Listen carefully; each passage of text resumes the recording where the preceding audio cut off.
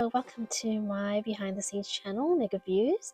I'm the founder of Everjoy AI, and today I'm going to talk to you about something I've been putting together to do with the cohesiveness of your operating system. So far we've always talked about the brain and looking in depth in how the brain works and all the functionings that go into putting together this knowledge base. But we all know we are more than just our brains, right? We are a combination of the whole body, and so one body with different functions, and each of these functions has a specific task that it needs to complete in order for the whole operation to be effective. And what I've put together here is what's called the chamber, and I'd like you to think of the chamber as something to do with the harness, so sort of similar to what was discussed about the harness being janky for OpenClaw, or ClaudeBot then became OpenClaw. The harness is very secure for Claude Code. And what was meant by that is that everything works together operationally and one fits into the other in this chamber. And we kind of use the analogy of a body. But more specifically, we'd like to break it down to the heart, the hands, the lungs, the mouth, and then the brain. And it's all connected to the central nervous system. Now, we all have a central nervous system, and when we go through a traumatic event, your central nervous system becomes really sensitive.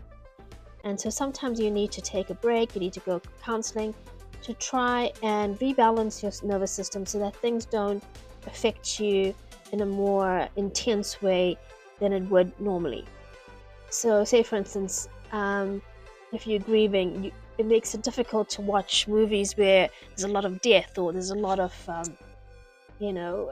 sadness in that movie, because it overwhelms your emotions. You're already dealing with so much sadness, and then you're watching a movie that's really sad, and then it just becomes like a tidal wave of emotion, right? So you want to refrain from doing that and rather do something else, like read a book or do some vibe coding, do something creative, anything that's going to take your mind off all the stress and anxiety that comes along with a lot of death in the family. So in the same way, with this operating system of the chamber, you want to be able to give the AI agents or the subtasks of the agents to all of the different areas of the operating system. So we're not overloading the brain with work that maybe the hand should do, or we're not giving the heart something that the mouth should do. So we have different functions, and they all work together in this operating system as the AI agents grow and mature and become more robust and become more working and functioning like a body. So what I put here is the catalyst, and the catalyst identifies the problem, the audience, and the price point. And the reason I put it that way is because, let's say you're putting together an offer, you want to be very specific with these certain things. Obviously, we always think of the person's problem because that's what we are trying to solve. We think of the audience as in our ideal customer profile. And then we think of the price point. Would this price be the right amount that people were willing to pay for your item or your service or your product, whatever it might be? So once you filled in that, you can then go and have a look at the pressure gauge. And the pressure gauge basically can determine different things that you're trying to, or different outcomes you're trying to validate. So it could be a dream outcome, it could be the likelihood of success. Maybe you're very confident in this particular product and you're saying, okay, the likelihood of success is quite high. The time delay, maybe you are taking a bit of a break, and maybe the time delay, you're taking a bit longer to get there, that's fine. And then the effort and sacrifice, so maybe you are hiring a team, and so it requires less effort and sacrifice on your part, or maybe you are doing it on yourself, so it requires a lot of sweat equity, which means you're putting a lot into the business and you have your hands in everything. So when looking at the brain, we're looking at strategic market intelligence, When you're looking at the heart, it's the irresistible offer and the promise. A lot of people have never heard of the irresistible offer. Now, what the irresistible offer is something that, as it said, it's irresistible, right? And you're giving as much value and as much as you can without you sacrificing yourself. But then at the same time, that value is going to equate to a lot of followers, maybe giving a free lead magnet, a free PDF, or maybe you're giving a free discovery call where you really getting to know your customers quite well, or whatever it might be. Or maybe it's a whole lot of tools you're giving away for free, or giving a certain amount of it for free, and then there's an upsell later on. And this enables your customer, say for instance you are a supermarket item, you're giving them a little taster to taste and see, like a little cracker with a little bit of the topping on there, just to taste to see if they like the relish. And if they really like the relish, they can buy the whole bottle. And that's kind of the concept here. You give them a little taste to see if they like your irresistible offer, and then you give them the full meal later on. And that is for a high value price, a high ticketed price. Then we have the mouth, and the mouth is the content and communication. So basically, you're wanting to create content that really speaks to your audience. You understand what their pain points are, which is why I put that here to define that in that catalyst. And it's the way you come across, the way you communicate that to them. If you're going to be yelling at them and undermining them and ranting and raving, people are not going to want to listen. Even though you're very loud and obnoxious, people are not going to want to listen to you. You have to really connect on a deeper level, speak to them on the same level, negotiate with them as if you're talking to somebody intelligent, and then people will respond likewise.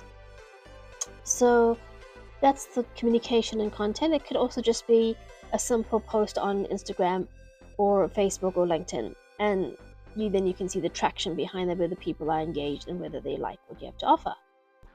Then we have the lungs, and the lungs is the lead generation and outreach, and that's to do with maybe you getting some cold callers in to come and cold call your phone list of this particular offer that you have, to get them engaged and excited about it.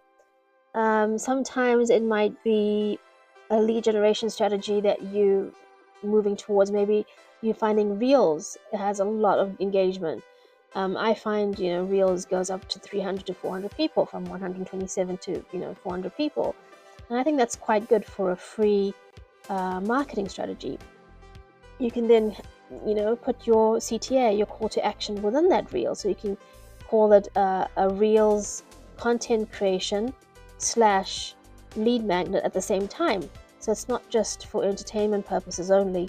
There's actually some value, or there's some kind of funnel that leads them to your community, whatever it might be. So when you think about lead generation, think creatively and think about it as the lungs or the breath of expression you're giving to your community. Then we have the hands, which is delivery and operations, and this is the final stage. And this, I would say, is the most important, because this really builds your reputation.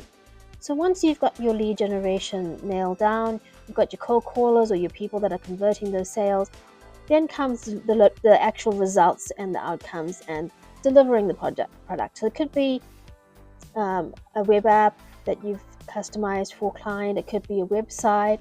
It could be an automation. It could be AIOS, which is what a lot of people are selling right now. My version of that is Bridgeloop, which is the interface connected to the terminal, because people are very used to using a proper interface with buttons and things like that. So I thought I'd rather make it user-friendly than having to train people how to get used to the terminal. So in that sense, it's bridging Telegram, it's bridging the terminal of Claude Code, and it's bridging a lot of different aspects of your business in one platform.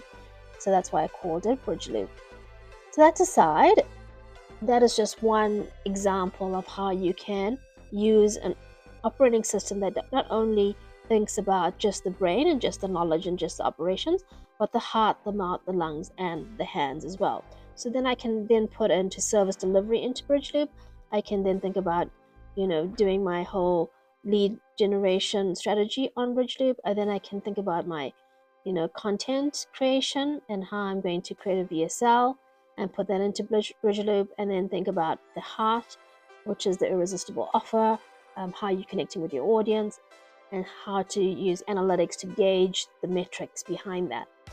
And that can be really assessed through the brain and the LLMs that are connected to your interface.